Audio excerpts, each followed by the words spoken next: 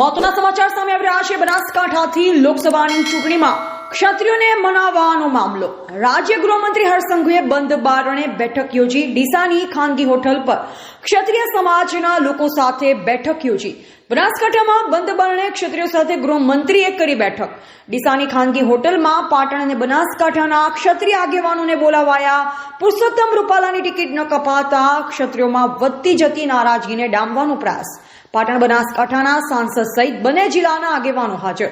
ધારાસભ્ય પણ પહોંચ્યા બેઠકમાં। મહત્વના સમાચાર સામે આવી રહ્યા છે। બનાસકાંઠાથી લોકસભાની ચૂંટણીમાં ક્ષત્રિયોને મનાવવાનો મામલો। રાજ્ય ગૃહમંત્રી હર્ષ સંઘવીએ બંધ બારણે બેઠક યોજી। ડીસાની ખાનગી હોટલ પર ક્ષત્રિય સમાજના લોકો સાથે બેઠક યોજી। બનાસકાંઠામાં બંધ બારણે ક્ષત્રિયો સાથે ગૃહમંત્રીએ કરી બેઠક। ડીસાની ખાનગી હોટલમાં પાટણ અને બનાસકાંઠાના ક્ષત્રિય આગેવાનોને બોલાવાયા।